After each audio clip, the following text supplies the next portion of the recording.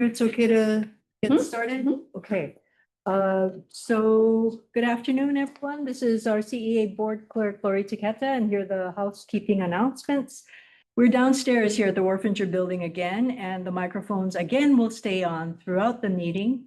Please speak one person at a time. And because when we talk more than one person at a time, people online or who are not here cannot hear.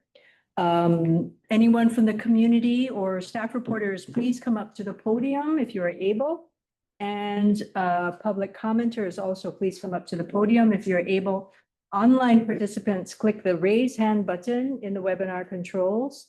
Phone participants, press *9 to raise your hand and *6 to unmute. And during the public comment periods, please raise your hand early so we don't miss calling on you. Public comment may be limited to 3 minutes at the chair's discretion. Emailed public comments are being accepted at publiccomment@redwoodenergy.org until the chair closes the public comment period for that agenda item. And remote participants, if your meeting connection is disrupted, please try to notify us if you are able by calling or texting 707-382-7336, the number that's on the screen right now, or by emailing publiccomment@redwoodenergy.org. So Vice Chair Wu, go ahead. Thank you, Lori. Welcome, everybody. This is the October 23rd, 2025 meeting of the RCEA Board of Directors. And I'm calling this meeting to order. May I have a roll call, please? Yes, Vice Chair. So Director Arroyo. Here. Chair Bauer is not here yet. Director Diaz. Here. Director Garachi. Here. Director Jorgensen. Here. Director Morgaina. Here. Director Scafani is absent. Director Schaefer, not here yet. Director Tuttle is absent. Director Wilson. Here. And Vice Chair Wu. Here. There's a quorum. Thank you. Okay, so wasn't quite prepared to do this, so please help me out, especially when I forget public comment, which is my usual thing. So we've done a roll call. No directors are participating remotely, right? Sure. Okay, so we'll move on to reports from member entities. Is there anybody on this board who'd like to say something? Yeah. Go ahead, look. No, sorry. That's okay. Sorry. Yes, I got the chance to go to the ribbon cutting for the Foster Avenue Solar Project, and I just wanted to express my appreciation for all the hard work that went into that. It was a beautiful day, beautiful sunny day, and great opportunity to see the project and also see the battery energy storage component of the project, which is on site. So that is located just outside of city limits in Arcata, in the county portion of Arcata. So just really wanted to say thank you to everyone who was part of making that a successful kickoff. I also had a chance to go to a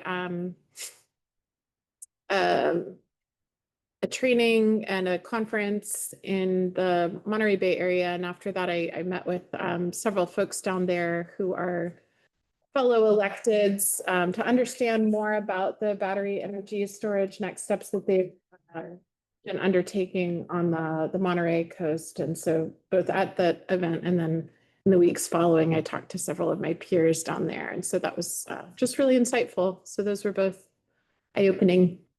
Thanks. Thank you, Nellie. Go ahead, Heidi. Just that we hosted members of the California Energy Commission and the California Public Utilities Commission a couple weeks ago. And we just keep the foot on the gas in terms of making sure that they are aware of our unreliable distributions up here in rural Northern California. And then today I was invited by National Research Energy Lab, NREL, to co-apply for a grant that would provide some really cool AC and or DC fast chargers that are vehicle to grid. So we'll talk with you guys more about that. Cool. Anybody else? All right. So that's it for reports from member entities. I'll wait until you get all set up and I'll turn it over. Okay. That's all right. Now we're on to item 3, oral and written communications. This is time provided for folks to address the board or submit written communications on things that are not on the agenda. At the conclusion of this oral communications, the board may respond to statements, but any request that requires action of the board will be set for a future agenda item. So any oral or written communications from folks in the room? How about anybody online? Nothing in mind. Okey dokey. Going once. All right, closing oral and written communications. You want to do consent? I'll turn it over. Thank you. My apologies for being late. Guess we're on to the consent calendar. All matters on the consent calendar are considered to be routine by the board and are enacted in one motion. There is no separate discussion of any of these items. If discussion is required, that item is removed from the consent calendar and considered separately. At the end of the reading of the consent calendar, board members or members of the public can request that an item be removed for separate discussion. Does anybody have anything? Move? No? Anybody in the public? Here? Okay. Can I get a motion to approve Move the consent? approval of consent. Will second. We have a motion and a second. Can we just do a? Yeah. Just roll call or no? No. All those in favor, raise your hand. Any opposed? All right, motion carries. We'll move on to community choice energy business, which we have none. And we're on to old business, item 6.1, CAD demo. Demo, Central California Offshore Wind Project, loan term modifications, and we'll start with Director Burks. Yeah, thank you. So yeah, the Cademo project in June of this year, your board had delegated to an ad hoc committee to approve loan terms for this demonstration project that is 60 megawatts, 4 floating turbines off the coast of Santa Barbara County. At the time, the project had experienced some funding challenges, primarily due to the change in administration. And we were hopeful that we could offer this short-term loan and essentially buy them some time to do some fundraising. In this case, we were successful. As I've reported at prior meetings, the project was included in the May revised budget for the state, $4 million. It's a very simple statement in the budget that just says $4 million to support the Cademo project. Based on some funding constraints, the demo group has come back to us and asked for a revise of those loan terms. Originally, they would have expired in December. And now we are being presented with a couple of different scenarios. The first would be that we could, I should mention before I go any further that we actually haven't posted any money. We had decided the simplest thing to do would be to post escrow with PG&E. Because we provided the loan term agreement that was executed fully in time, PG&E was reviewing the escrow agreement this entire time, but never actually, we never reached any resolution on that. So essentially we kind of held our place in line for the interconnection by just showing the funds would be available. So to date, no funds have left our CEA for this loan. At this point, the Cademo group is requesting that we would amend the loan terms, and rather than posting the security with PG&E, we would provide the money to Cademo and basically using the state funding promise as security for that loan. And kind of two options would be there is a chance that PG&E will view the state support as essentially viewed as kind of a state bonded project, in which case the posting may not be required. Or if it is needed, our funds could go into the required security posting for the interconnection. With either of these scenarios, there's different timelines in which we would potentially be repaid.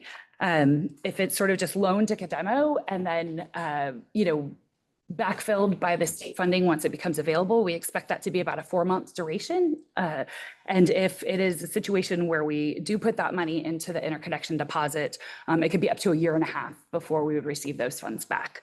With the idea being that by then additional funds would need to be raised or would get the security deposit back. Or the project would not be going forward, in which case, again, they would be returned to us.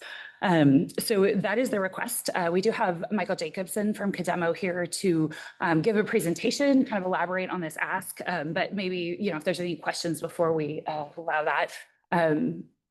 What we are asking is that we would have an ad hoc committee review this, just like we did the first time, so we could review the actual revised loan terms. One thing that I'm, just like the first time around, very interested is ensuring that this money is secure and that we have a way to get repaid. So one question that, I think the ad hoc would need to see affirmatively answered from the California Energy Commission is confirmation that funds could be paid essentially to us from the state support that's been identified for the project. The concern is that, if it comes with a term, for example, of all in cost, cost incurred from this date forward or something like that, we'd want to be really assured that, they could be able to pay us back with the funds. So that would be a sort of contingent on the ad hoc committee's approval would be, seeing that demonstration from the CEC that they can confirm that our funds would be able to be repaid. So, yeah, is there questions, or we can let Michael come up? Okay.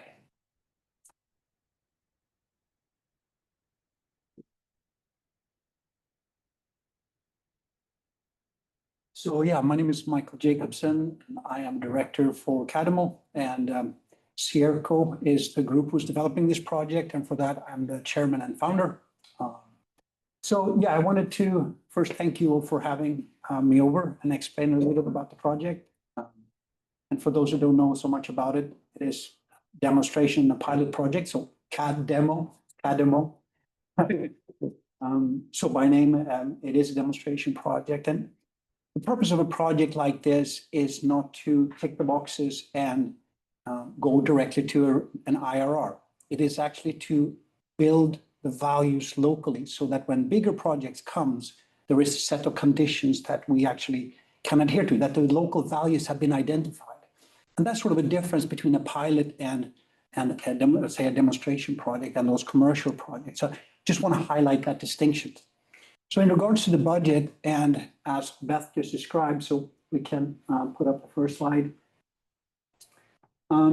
We have been very transparent with the commission. So these are basically the slides that was provided to California Energy Commission here a couple of days ago, where we're progressing with them very quickly to get the funds, obviously from the 4 million that has been appropriated. But pretty much what is important to us is the refundability, and we're very clear of that in whatever shape or form it comes, that interest is being paid monthly and that we have the refundability as a ground condition. But there are different varieties of options here of funding. So one of the things here that we have an accounts payable.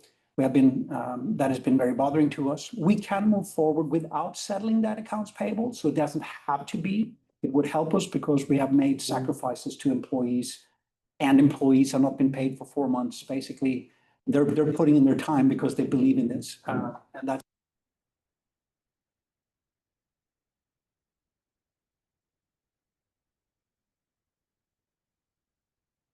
as you described, Beth, where PG&E is considering at the moment to basically avoid them and take out the dates. And that means that we have a different funding reach.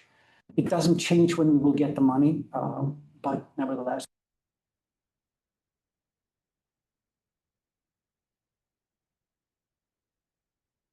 Importance here.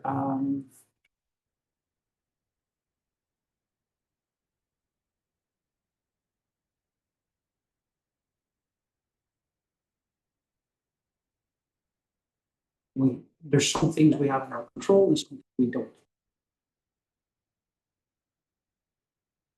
But obviously things that are happening on the journey in an environment where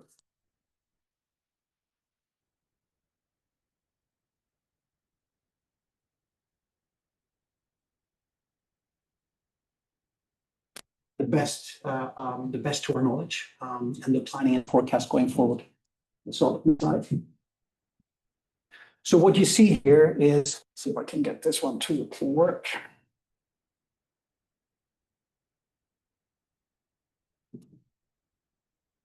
See if it works.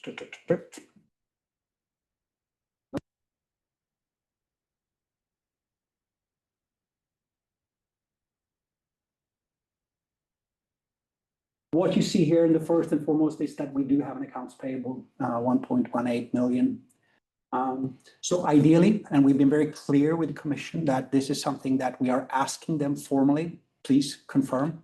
This has been a part of our funding ask with the labor when we started this. So the labor unions, California State Construction Labor, Chris Hannan has been personally involved and also arranged and worked with Monique Limon, Senator Limon, and Pro Tem elect to be champion this budget ask, which resulted then in these 4 million. But that we've been very clear about that. The grant would come to us as this is a best forecast. The commission does not expect for this funds because of the wording and because it comes from the general funds. That means that there's a simpler process for the funds to reach its destination. And that means that they probably don't have to go to the commission for an approval. And that means that in itself is a 2-month process. So this is without that 2-month process. Basically 4 or 5 weeks, 6 weeks, actually up to 6 weeks to prepare the approval or to prepare the formal process, and then about 4 to 5 weeks to pay out the funds. But all going well, that could happen in December. And there we have, this is the case when what we have said before, we do have a security posting. So this is the scenario where we have 2 security postings due on December 12th, and then one of these postings, this one, which is the refundable part, would then be funded by the funds as we have originally in our original loan agreement. So what you will see here, this is the funding reach, or what the different spends are. And this line, so where are we at? This line here is interesting because this is obviously the different various studies. This would be a preparation. I think this is very important to describe that this period that this funding, so we look at the bottom here, as long as the cells are black, we are in positive. When we go red, then we run out of funds. So that means that this funding would reach until June 2026. Then we will run out again. But that is there's a reason for that, and that is this funding ask. The 4 million that we see here is actually step 1 out of 3 funding portions.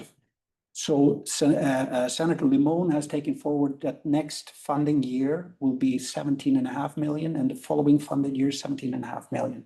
So that would be basically a scenario where the state is helping this project to get to what we call an FID, final investment decision. And that means the project is ready to be built. We go into construction. So therefore, we do expect that in June, we will be able to also describe all the various reports and all the things we want to provide to the state and to all of us, obviously you as well, as we've been helped, the help that we have received, we can describe these things in a good way. What are we learned during this process? So this period is really readiness and getting prepared for kicking things off after June as funding either way would have to come in, whether from state or from an external funding part. So before I leave this slide, are there any questions on it? Is there any? Be happy to answer. All right. So we can move to the next slide. I do have control, I think. All right. So what are the accounts payable? And what you can see here, what we talk about here when we call it DSA, that's a development service agreement. That means that the project is rendering services from us or from Floventis previously and Sierra US. And that means we put in labor and we allocate. We had from the beginning a staff of 28 people, and we had to trim that down to 8 people. So as you can see here per month, we kind of brought it down to a bare minimum of spend. But then as we would kick off again here,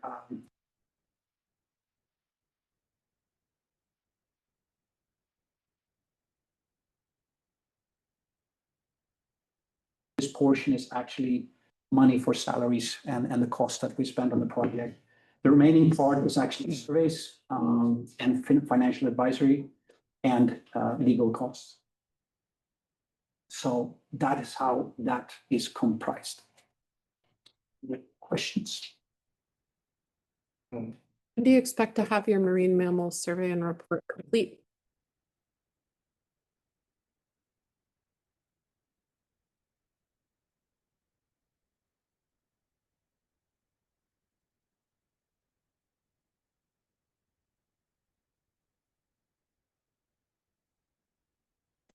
Probably in the first, somewhere in the first quarter. Do you believe it's the type of data that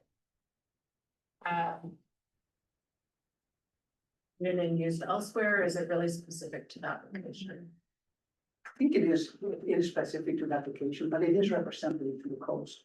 So this is a part of the pre-service. So the way the service work is that we do studies first to understand what is there, what are we dealing with. This is one of those surveys. So we listen to whales, to mammals, to dolphins, to all those, and see what kind of, what species do we have around us in that space.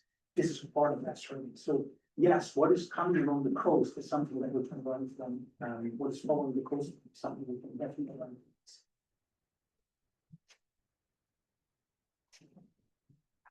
So what are we then looking at in different external projects? You saw that line of spend where we say we're going to spend monthly. So what are we going to spend on? And obviously we haven't a tribal benefit agreement with Santa Ynez Chumash tribe. And we have commitments there, and we have a really good working relationship. We're then very supportive of the project, being one of the champions helping us. And we're continuing to work very constructively. A part of this, these funds here, is to help funding staff to grow staff into this newly formed tribal oceanographic institute. So Santa Ynez Chumash have created this oceanographic institute where we basically will take ownership, tribal ownership and leadership in environmental information. So from a tribal perspective, there's always been custodians about environmental protection, being careful about the species, but this is in the modern world, new way that we can actually do that, which could apply in all places, even here, I would say. But there's also State Lands Commission, there's a California State Lands Commission, those are permitting costs, that is staff costs.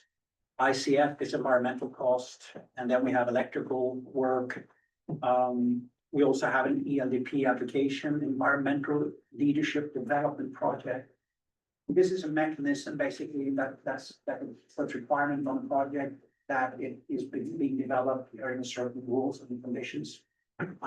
It also limits the let's say legal challenge that if you qualify for it, that there's a 9-month maximum period until a court needs to make a final decision on any challenge, which means it cannot drag out for years. That's one of the important things from a project perspective, a risk perspective. Wind measurements will pick up, and then we do start with environmental studies. So the further we go in towards the end of the year, we will need to undertake more surveys.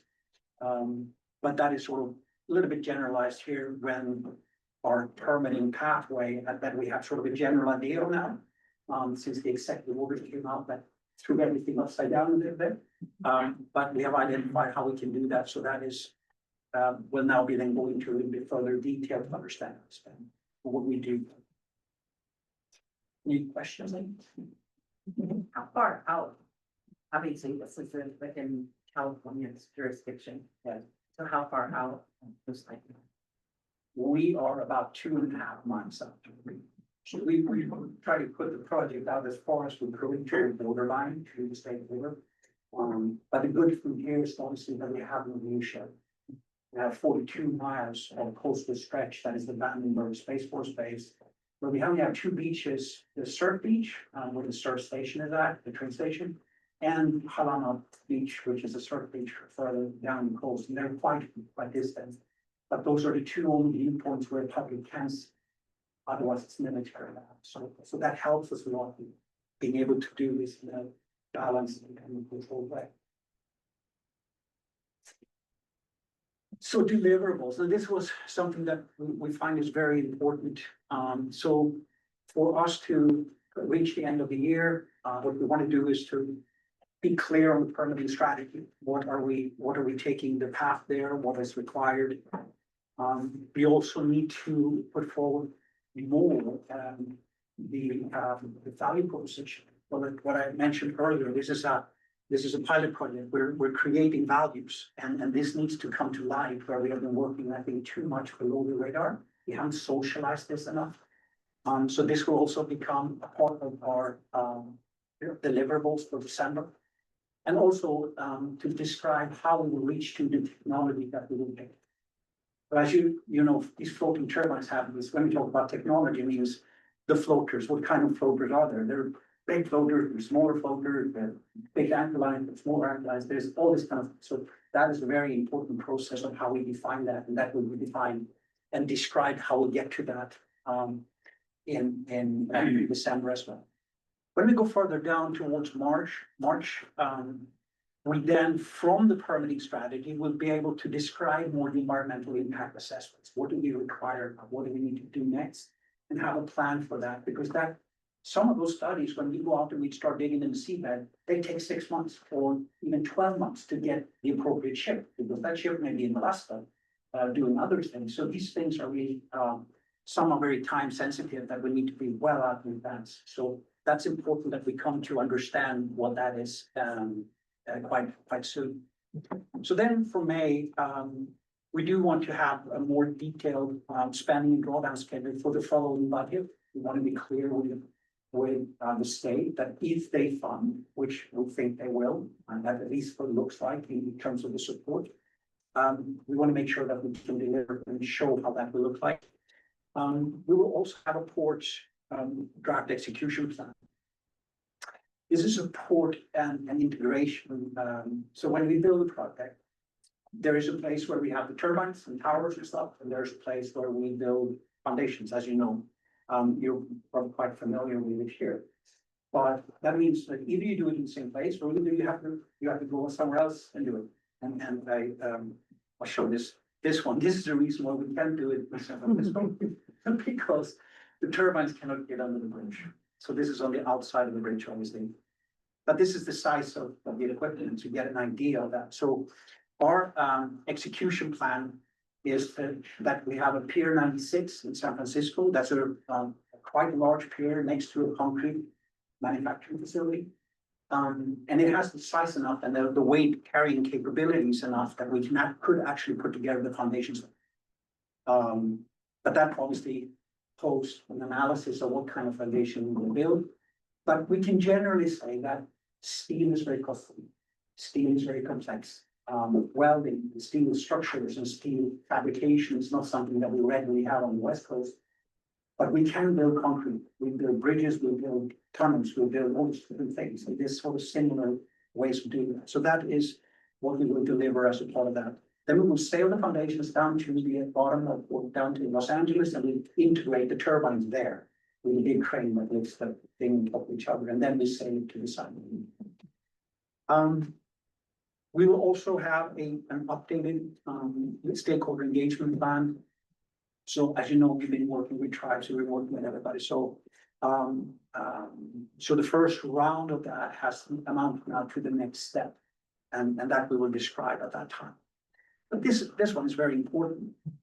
So our relationship with California Community Power that we have signed, we have a view with relationship with you, all farms and cells. The fact that there could be an offtake and the capacity for this. This will be the only project in the United States, new project of floating wind at all. So this is a very key project to be able to reduce costs and be able to just say it.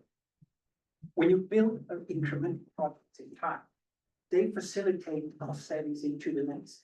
So if you have 3 projects in between commercial, we have one. The first one is a big drop because you will learn a lot from the first turbines. And that means that there could be potential of up to 90 billion of ratepayer savings when you look at cost reductions, that this project alone will facilitate, assuming the Humboldt projects and the Morgan projects will be. So it is a substantial upside in what we do, and that's why we also want to have an update on that, which is important also for our relationship. So I think with that, any questions on this? Michael, the 26-27 schedule and then 27-28. How do you anticipate that will look in comparison to the 17.5 that you may receive from the state? Will that be viable for you to continue, or are you gonna need additional funding to make it through those next couple of years? So the total funding, so this originates from a formal funding ask from California State Labor Construction Trades. And Chris Hannon, basically 3-year budget, 4,017,500, 7 million. So a total of 39 million. That should take us to the FID. But we know we live in an environment where things change and whatnot, and we also have other kind of sideline projects, expanded projects. So for instance, we are applied for a tribal HRTP program through California Workforce Development Board. It will be revealed next week with a shortlist that are. But this is where we are doing white collar apprenticeships and also pre-apprenticeship for the Santa Ynez Chumash and the wider Chumash plus and information exchange platform, which will involve all the tribes that are interested along the coast. So those are extra, you're trying to tie in values, but as much as you can, but there are only also so much the project can actually hold for the length break in terms of the power cost. So there's a balance, and therefore we also have applied for support there. But this should take us to a point in time where we can press button and start construction. And then the boundaries of your project, do you have a landing site for the power onshore, and then does it include any transmission? What's the area, your project area? Yes, our project area is outside of Vandenberg Space Force Base. As we said, 2.5 miles out. We have an interconnection in cluster 14. So we have a secure interconnection, and that's why we have these security postings with PG&E. So it's not like we're just queuing for something. We have an interconnection for 60 megawatt. So yes, we would supply into their 115 kV distribution line. It's not a transmission, distribution line at 115 kV. So that will directly supply power into that area, and there's a bubble where there's only a single feed coming down where, they black out like often in the area, even the base. That distribution line exists. Yeah. So this 115 kV line go directly out to the beach. So on the beach, there's a transformer for the oil and gas platform called Irene. That's the most northern oil and gas platform in California. And that's just outside of the area in federal waters. So they have their cables coming in. There's a 25 megawatt cable that comes in there, which is going under the ground, coming up, and is located on the beach, connected to that 115 kV line. So it was very convenient that we have basically with the permitting path we have now of getting directly in there, then we have basically virtually very little surveys onshore for Gentile lines and that sort of thing. The PG&E deposit is to complete the interconnection study. Yeah, so we've done all of it. We've done that. Yeah, system integration study is done. And basically, so we know that this project will have to pay a total of $14 million to PG&E, which is then network upgrades and distribution upgrades. So we know exactly what the costs are. And with those costs being paid, we will have full deliverability on the project. That is what PG&E has stated to us. Is there a battery component? Interesting question. We have thought about that. In the project itself from the beginning, we said, no, we want to keep it relatively simple. But there could be reasons why a battery component could be valuable. We have discussed this with PG&E and we determined that, we decided that keep the wind project, go with it. Because a battery project can come in from the sideline at any time. It will only distract the main project. So we said, okay, let's be careful not that we, lose sight of the real goal because, of distraction. So, but yes, in the thought process. Are you familiar with the MARE group, the Marine Applied Research and Exploration Group? They are autonomous marine research vehicles out of Blue Lake, actually, that they do global research. When you said that the boat might take months to get there, I was just thinking of potential alternatives for you. Yeah, no, so we're looking at that and we are working with like those kind of equipments in Wales. So we have in the Bristol Channel, we have two similar projects. So we're working on in parallel. So that is one thing that is helping us, that we've been able to work a lot more on those, which, over here we haven't been able to. But we benefit from that value. But yes, we have used those vessels, but there's different values. So when it comes to doing certain surveys, you can have these autonomous vessels. But then we also have these studies where we need to go down to the bottom of the sea. We need to take grab samples. We need to know what is in that seabed of fauna and species and the biological composition of it. So there's definitely in mind, we have that in mind as much. They do that. They do sampling. Yeah. I don't know how large a sample is. That's part of their engineering. Anyway, you might want to look them up. They're pretty. Yeah, that sounds really good, actually. Because the one thing also, if we can do things locally, we want to do, we want to benefit the local contractors and supply chain as we can. That goes for the foundations too, that we in China and buy things, we should do it here. But as we say that, right, we have to be very mindful also that every time we do something local, the cost goes up. So the state and the CPUC, the way they look at this is only on cost of energy. So when they look at offshore wind, it's cost of energy, period. And so when we do all these good, goodies and we bring values and the costs go up, we sell ourselves out more and more. So that's why it's so important that we strike that right balance and that we to support them, these extras that we don't increase the price of. Yep, it's been fascinating. My question, if all the stars align and funding proceeds as it does, when do you think a build out and the connection, like what's, that's an approximation really, right? But what do you think you could do? When would be the timeline that we actually see power from your project? In the best of ways, end of 2030, 2031 will be, so we would be 5, 6, 7 years ahead of them. And this is why a project like this then becomes so valuable, because having this timeline where we can operate, we can monitor, we can study, we can create workflows. There's so much we can do when you have a platform of a project that we can go out and look at, touch it. We should socialize with it and make people feel comfortable with it. There's no strangeness with this. We can see it, right? Yeah. What would the total cost be, you think, to get that going?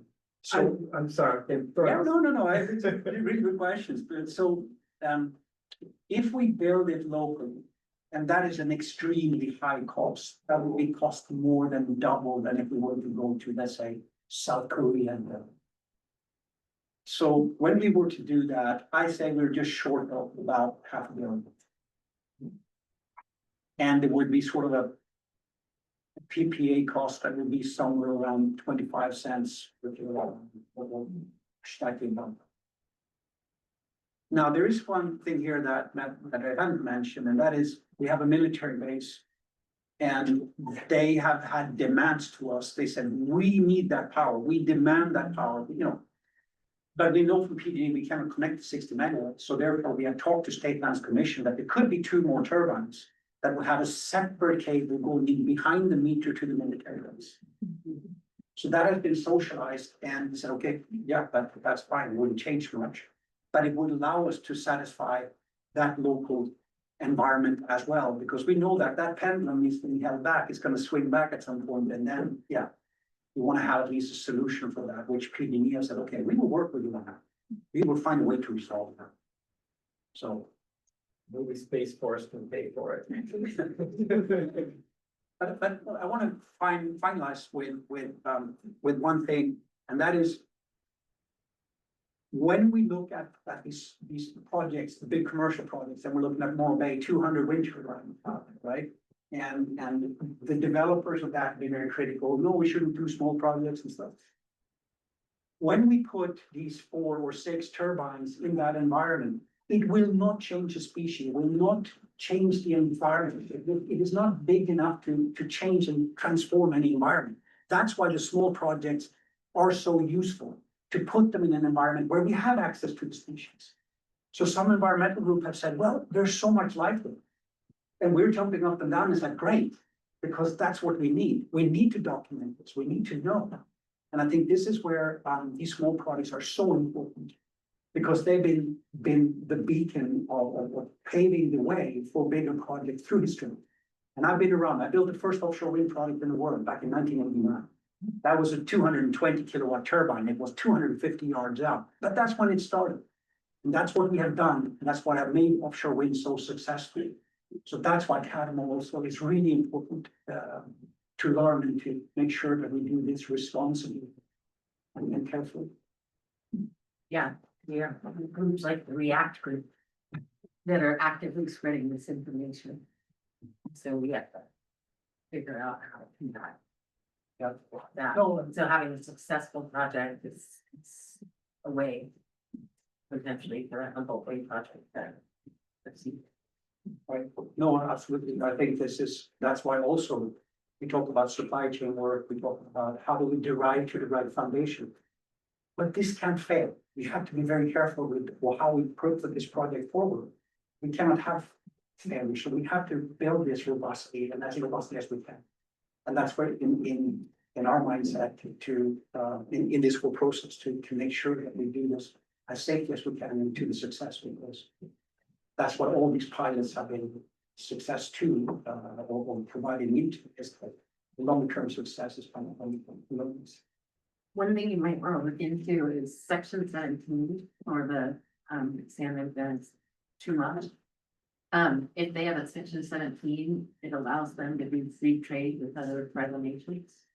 And so you're looking at sourcing some of the big supply chain you're talking about might be a much less expensive way if the Indian tribe receives the product that's being shipped eventually from another Indian tribe from Canada, Alaska. I guess that's interesting. Section 17. Section 17. Write it down. That would be really helpful. Thank you. Thank you so much. With the components that being a demonstration project, is there going to be variability in the different components? Are you using this as sort of a test kitchen for the components to see what works best in that environment? Or are you thinking that everything will be manufactured for each of the turbines and platforms and all the other components in the same way? This is what you need to put something. Yeah. There would be very little experimentation in Okay. the taste, okay? So no, and when we're looking at the studies around this, yes, we want to have studies, we want to look at what's happening underwater, we want to film it, we want to be able to understand it. We want to understand, can we make mitigation measures? Can we take mitigation measures that we can develop them, test them, validate them, and make them applicable to the bigger projects when they come? So yes, in one sense, but in the other, we have to be extremely safe and as robustly as we can. So yeah. Okay. Any further questions for Michael? No, fine. Thank you for coming. Thank you so much for having me. And if there's any questions for anybody later on also, please contact me. Thank you. Sure. Our mic pucks have gone out, so our only speaker that we're using for our online participants is the OWL. So I just wanted to make a quick announcement to those online. We acknowledge and know that the audio quality has gotten worse. And but we don't have any remote directors, so we don't need to pause the meeting. But just want to let those online know we are aware that we're unable to fix it at this time. I guess, we fall line, real quick. Couple? Yeah. Any questions from the public? Nothing online. Okay. In the room. No? All right, well, any further discussion? We have a couple of motions to, is that really, it's two motions, right? One and. Okay. Does anyone wanna entertain a motion? Or make a motion. Oh, CC, yeah, it is. Yeah. In that case, I will take it up and make the motion for a staff recommendation that's in our packet. Is that sufficient? Yeah, and I'll just note, we did have a former ad hoc group that approved the first one, Tim, if we could just resurrect those same individuals, I think that might be really convenient. And I believe that was Director Garate, Director Wu, and Chair Ballard, is that? And Director Sclafani, so if you're still willing, then we'll have that little bit of housekeeping business taken care of. Are you all willing to serve? Yep. Okay, then yes, including that Thank you. resurrection. Second? Wait, I can't say. Somebody else second. Okay, and this would be a roll call vote, right? Actually, this is not the community synergy, right? This is under general. That's not, I thought that was. Yeah, we put it under CC. right? No. Old business? No, none. There's no. Oh, Friday night, you don't do So I could take them. And I could second. Are you gonna second? I might as well. Yes, Right. no offense. All right, for the motion and a second, all those in favor, raise their hand. Anyone opposed? All right, the motion carries. Thank you. With that, we'll move on to item 7, new business, and this is 7.1 Hatchery Road Solar and Storage Power Purchase Agreement. And Senior Power Resource Manager Jocelyn Glenwell presenting. Hi, everyone. Good afternoon. I am here to hopefully get your approval of a power purchase agreement we have concluded negotiations on. And some of you will remember this project if you've been on the board long enough. We have brought it back from the dead in true spirit of Halloween. Yes, a resurrection, exactly. So this project actually came to us under our feed-in tariff program back in 2020. And it came to us at the time we had a limit on FIT projects. They had to be 1 megawatt or less. So it came to us as 4 1 megawatt solar facilities. And the developer was making good progress on development of those projects after we executed the PPAs. When unfortunately PG&E did a site walk at the facility, they had actually already signed interconnection agreements with PG&E. But PG&E announced after that, which, you know, typically your interconnection costs are set once you're, for the most part, at least on an order of magnitude basis. And they notified the developer at that time that the project was triggering a very expensive control room upgrade. And unfortunately, the projects just couldn't stomach that, those costs, since it's quite a small facility. And so we had to, by mutual agreement, terminate the FIT contracts with the developer. Then they found out that PG&E was actually planning to conduct that control room upgrade regardless of whether the projects moved forward or not. And so presumably they did that and charged ratepayers for that under transmission and distribution charges.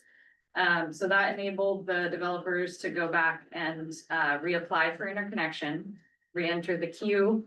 And then submit to our recent local distributed energy storage RFO, under which we allowed generation and storage resources that were co-located. We allowed those types of offers under our RFO. So you can see the site diagram there on the bottom, and then also the project location just south of Blue Lake, right on Hatchery Road, where you take the turn down to the former fish hatchery site. So we've been negotiating with the developers, the power purchase agreement over the last couple months, and Renewable Properties. We have a couple folks from Renewable Properties on line, I believe. So if any questions come up for them, we can have them chime in.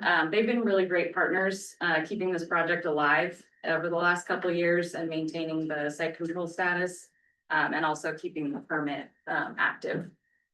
The facility, the generation facility will be the same as under the FIT PPAs, so for 1 megawatt solar units. And then the addition of 4 megawatts, so a single battery storage facility at 4 megawatts with 4-hour discharge duration. The products that RCA will receive under this PPA will be renewable energy certificates, ancillary services from the battery. And then hopefully one day the project will get resource adequacy. They were offered to us without resource adequacy, but we did build in that as an option to be added later in exchange for a higher contract price. If the projects can get deliverability, after they come online. And then we do expect the projects to come online, the solar facilities in Q2 2027, and then the storage facility to come online about a year after that. The delivery term would be 20 years from when the storage facility comes online, so about 21 years for the solar, depending on when it comes online. And so that way the delivery terms for both facilities will end at the same time. The price is an escalating at an annual fixed rate.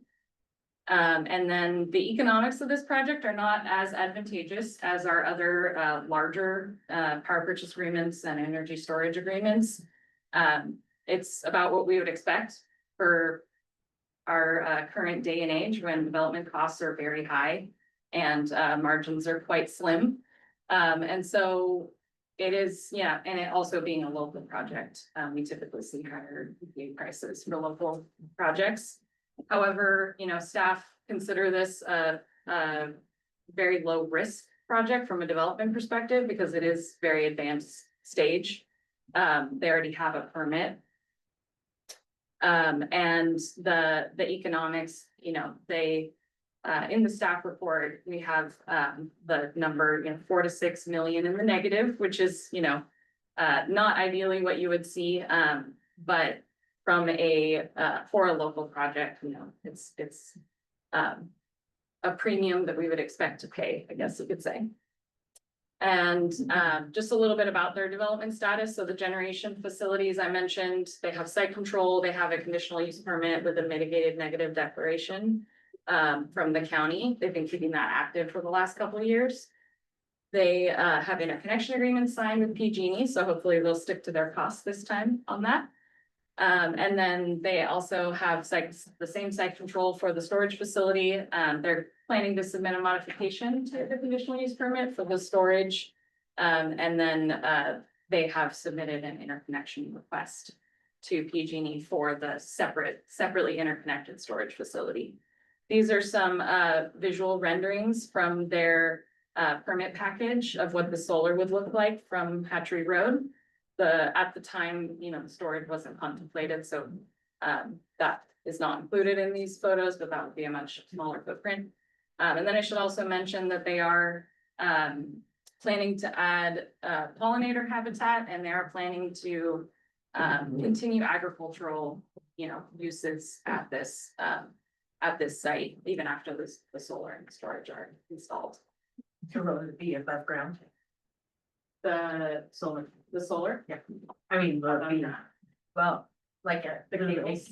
Yeah, will they be mounted so that you can do the actual? Oh, I see, like, right, yeah, like, will there be enough room for grazing? Yeah. I would assume so.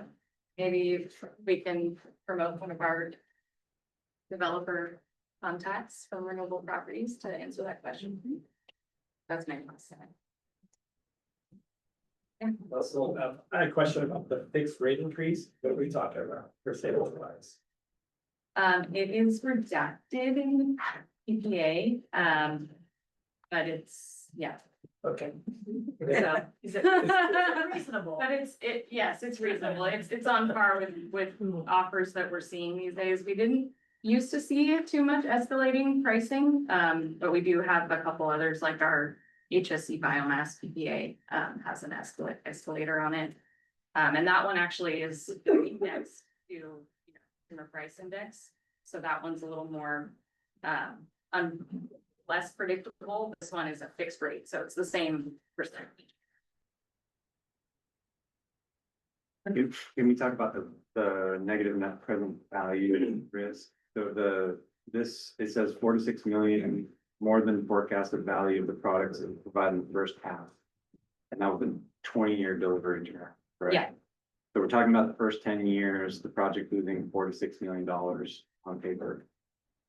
Yeah, and that's relative to the forecasted value of the products that we were to go out and just buy them on the spot market, and our forecasts are correct, then that would be the difference. Our analysts at TEA did it for the first 10 years because it's very hard to, and very speculative, in terms of power costs for like more than 10 years out. Okay, so sorry, but this is the present value to RCEA or to the developer? The RCEA. Yeah, so if we were to, so we look at like the forecasted value of the energy, the RECs, ancillary services, all the products that we would get from the facility, and then weigh that against how much we would be paying out to the developers for under the PPA cost. And that's the difference. So typically, when we sign contracts for much larger projects, we want to see positive net present value and or at least break even. But for local projects, it's a little harder to make that decision. And for projects of this size, so. And you can join if you wanted to have them answer the question about Great. panels. Is that Lewis? Yeah. Awesome. So yeah, Lewis, there was a question about whether the panels would be raised high enough to allow continued grazing activities underneath. Yeah, are you able to hear me? Yes. Great, yeah, thanks for having us. I'm Louis Langlois. I'm with Renewable Properties, one of the project sponsors. And so the panels will be mounted on single axis trackers.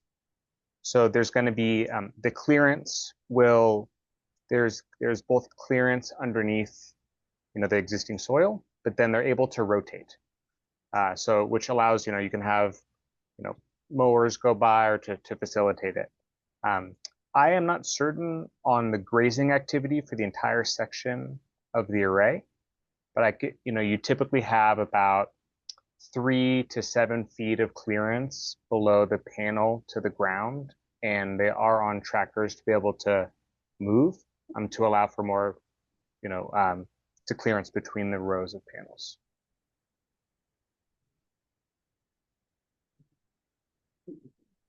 Any other questions? Wait in, I'm sorry. But No, I was just gonna say, Michael, that you're calling out of a negative net present value. That's a good thing to call out. Like when we go back to what our mission is and everything about, local renewable power, that's what we said we wanted to do. And yeah, it's gonna cost money instead of money. So, I mean, yeah, that was good to point that out.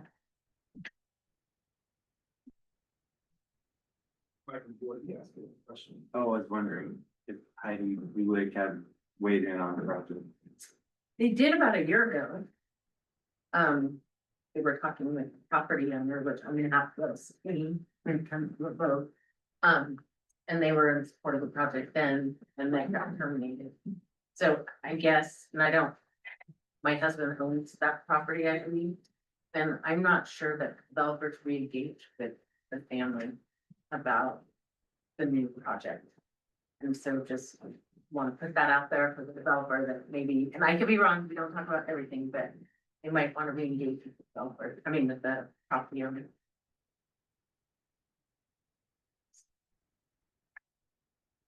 Yeah, and they do have a site control agreement or a lease option agreement with them, so, but yeah. So, I don't know, Louis, if you have any comment on recent engagements with the landowner?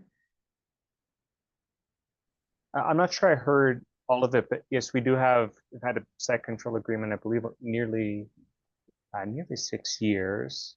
And the solar portion, has been permitted. And right now we're in the process of just preparing what we would need to get the modification. And that involves both the formal approval as well as just, other engagement. So I know that we've had a long history with the site. And so I presume those conversations will be happening very soon if they haven't happened already. Thank you. Any further questions from the board?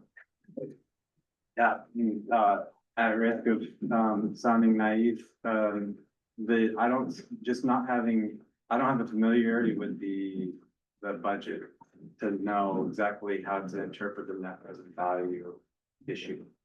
Can you run it by me again? Because I'm not sure what we would have on that accounting as far as costs and revenues or assets. So the payouts, what would be budgeted for paying the developers for the power would be significantly more than that 4 to 6 million. That's more just a way of looking at like the economic performance of the facility over its lifetime, or at least the first half of its lifetime. So in terms of like what will be baked into the budget, it will be like,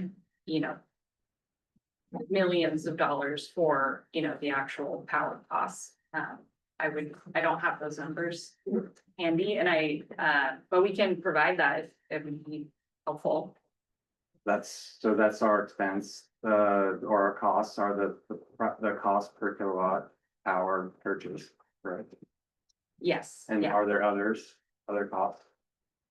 No, sorry, there's the battery storage price, which is $1 per kilowatt month, just capacity price. And then there's the $1 per megawatt hour for the energy from the solar. So there's 2 contract prices. And they're both in tandem. That would make our costs. And 4 to 6 million is then the difference between what we're paying and what we would save if we bought power from someone else. The present value would be the difference between what we will pay over this period and the value of the products. Like what if we went to buy them on the spot market? So yeah, someone else, meaning like just the CAISO market, but not like an identified source. CAISO market. Yeah. As a baseline. Yeah. So TEA maintains forecasts, our consultant, for like the pricing, energy pricing, and the rec pricing and all the different value streams. And the price per kilowatt hour is that also redacted? Yes. But, subcommittee members, which I think you are a subcommittee member for the current RFO, which is closing this Friday, do get to view those confidential, terms. Okay, so what if we'd be agreeing to now? The power purchase agreement that is before you. It's, but aren't we reviewing that later as part of that subcommittee? Yeah, so that's a different solicitation. This is under the prior. That's the solicitation. prior. Yeah. Oh, sorry.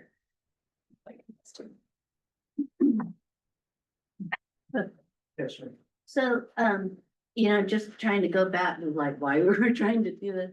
And does this project help us with, in terms of, reliability? I mean, I know No, it's only formula. yeah, and no, not until we would get resource adequacy. Okay. I guess hypothetically, like.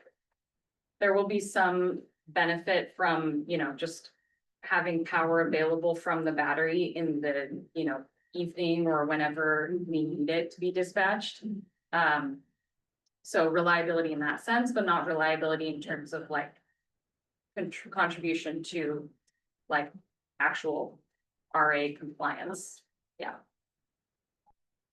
I can just offer a little bit of comment on that. The difference between having RA from CPUC and not having it, it's a little bit like, the farmer growing vegetables and having certification versus following good practices and not having certification. So, when Jocelyn says this won't support reliability, like in the regulatory sense, that's true. But it is, it's putting electrons in the grid and supporting, reliability in the way that any generator, putting power into the grid. So I think in physical terms, yes, I think it was support reliability. In physical terms, fulfill the megawatts that you can demonstrate how far it attached. Gotcha. Okay, thanks. Does staff use a local markup, a local premium percentage number and is this in line with that, or has the board voted on that number before?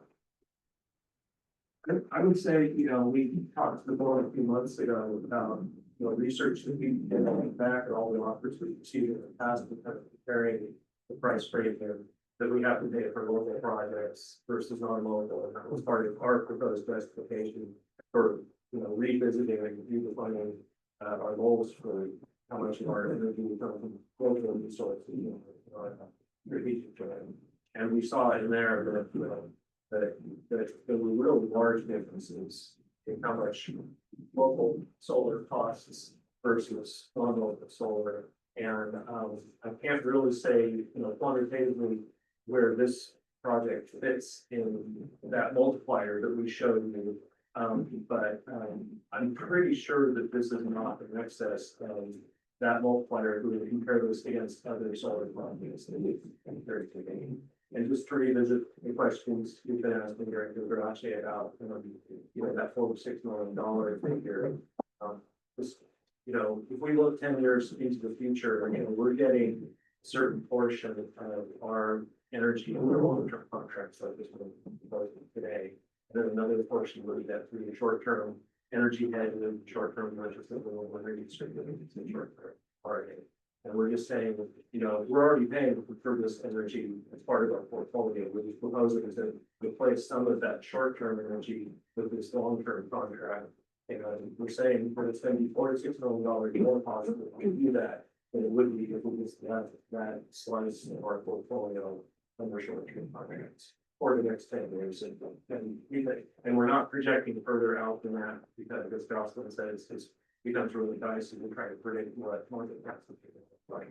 Yeah. More than 10 years out. And as our finance director just interject, this is all we think, these are to start asking us.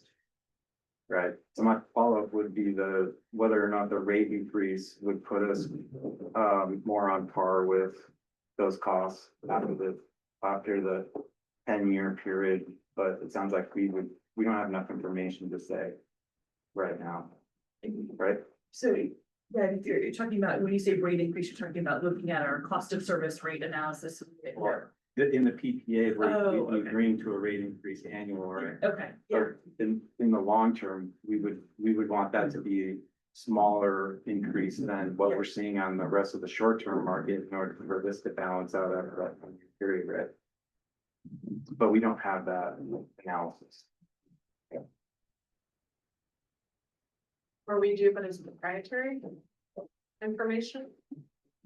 Because I mean, we do know what that rate increase is, we just aren't able to share it, so.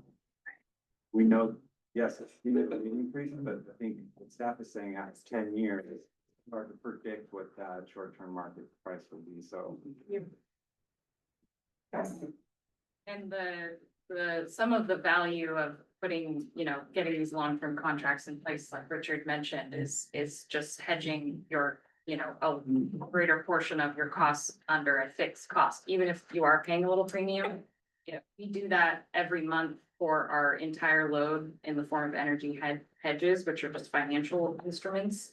And you pay a little risk premium so that it de-risks, your whole portfolio from being exposed to really volatile pricing. So that's sort of the way we look at it. That cost certainty is valuable. Yes. And then also the R voted on mandate to support local projects. And this puts us closer to the goal of our renewable percentage, right? Yeah. Yeah, and I will say our feed-in tariff pricing, which, as I mentioned, the program that it's still available, there's still capacity available in the feed-in tariff program, that pricing is public. So right now it's at about 110 megawatt hours, dollars a megawatt hour for, and then there's like a little bit of a premium for energy supplied in the evening hours. And so this contract is on par with that. It's not too far. If I may, just to put in context, our annual. Actually, never mind, I was using the wrong number. I was gonna put it into context of what pay annually for energy. Let me review my math.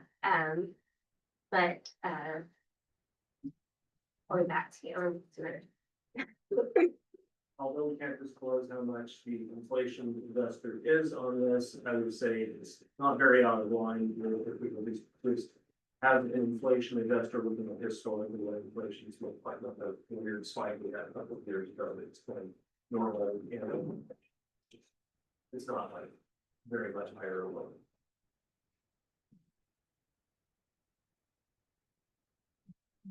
Any other questions? The board. Right. We staff recommend it, right?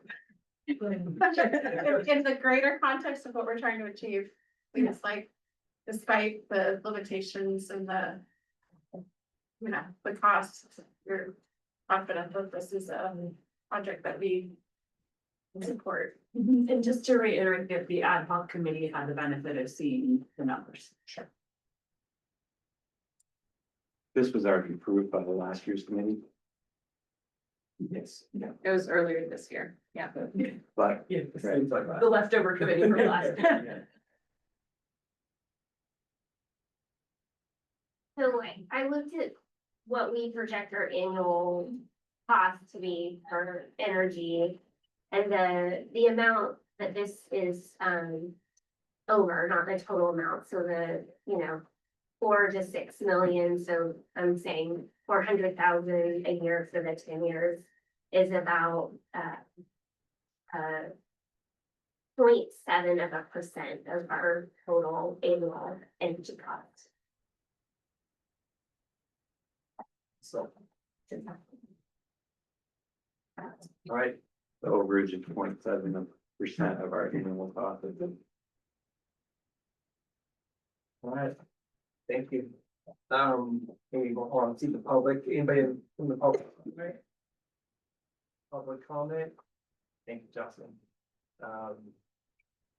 Do you want to, we have a motion for us? Anyone want to make the motion? I thought a short Natalie one. did. I thought you did make the motion. You I'm did, sorry? you did make the motion about approve resolution 2025-6. I didn't, but you're. Oh, okay, would well, like me to. I'm doing it. No, I'm doing it, man. It was the last one that I did. Oh, okay. So I move staff recommendation. I'll second. Since we were the ones that were discussing ahead. No, it's a great discussion. It's helpful. Yeah, it is. All right, all those in favor? Man? Any opposed? All right, motion carries. Thank you. On to item 8, staff reports and Director Burks. Yeah, thank you. Well, we do slides for the outreach, so just to kind of recap outreach activities. For October, we've been out to your October Housing Authority giving presentations. Nicole Somebody gave a California Coastal Naturalist training, from an energy perspective. In October, we went out to Jacob High School, and then, also a presentation for the Archetype Housing Authority. In addition to that, there was lots of tabling, and then, Director Royer mentioned Foster Solar Ribbon Cutting, happened on October 7th, and that was a great, really beautiful day to be out there. And then we'll be, where we just hosted yesterday, the contract vendor, network open house breakfast. So, more presentations coming in November. We can always get these slides out to you. Always encourage you to reach out to Community Strategies, and Brighton if you have a request for a presentation. So please keep that in mind, but we'd love to show that we will be all over the place. And in addition to that, we've been on the road quite a bit. We did have the CalCCA board retreat that I attended a couple weeks ago. And I just wanted to report that their main focus area for the coming year is going to be power cost indifference amendments or changes. And so really focused, remaining from last year's theme of a focus on affordability. This year will be that, really zooming in even more to PCIA. So we would love to see some benefit and relief from that. So that I think it's a wonderful thing for them to take on in a really direct fashion. We also had our NREN in-person meeting last week, which was in Truckee. We get all the governing partners together about 3 times a year. We try to rotate between all the territory. So we were in Truckee last week, and really it's already time, if you can believe it, to work on the business plan for 2028, which is due in February. So that was a big focus of it. And another area we've been discussing with the partners that will come before the board is we've actually been getting requests for an expanded and already Yolo County is very interested in participating. So more to come on if we can work them into the 2028 business cycle.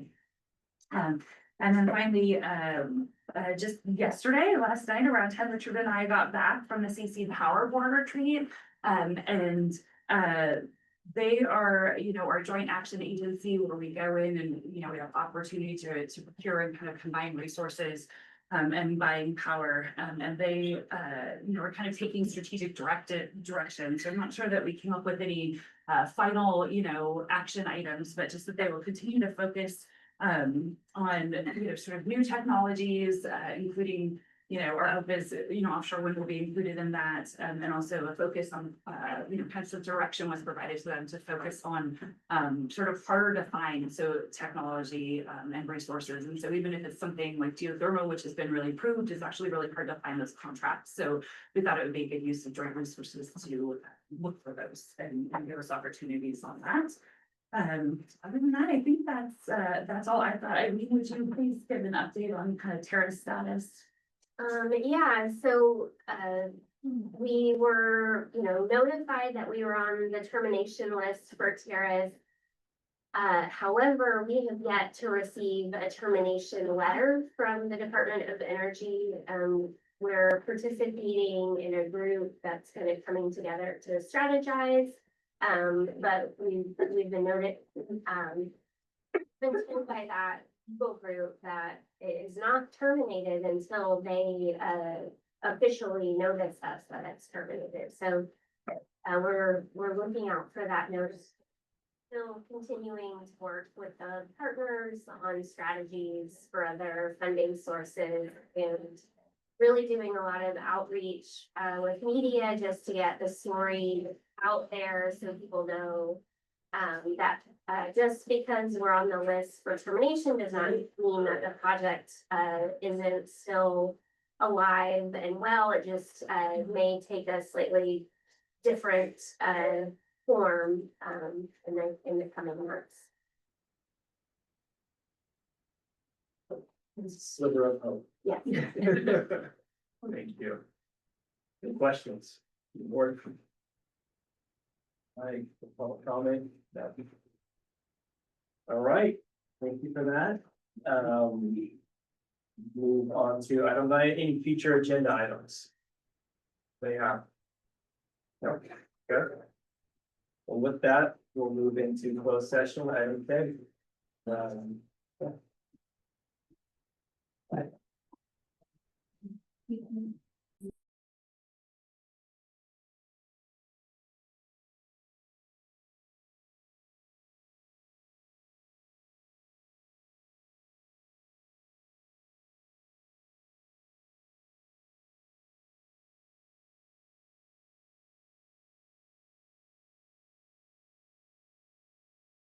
First, okay. There should be. And. For yeah.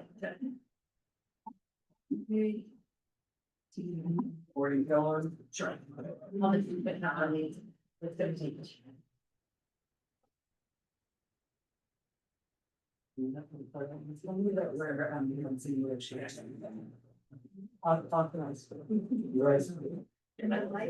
Lights are open again. Okay. All right, reconvening, and what do we have to report out? The only thing to report out from closed session is that we are authorized for real property negotiations described in item 10.2. Excellent, thank you. So with that, we'll adjourn. The next meeting is Monday, November 24th at 3:30 downstairs at the Warfinger Building here. And December meeting is Monday, December 22nd, for those that are interested. All right, with that, we're adjourned.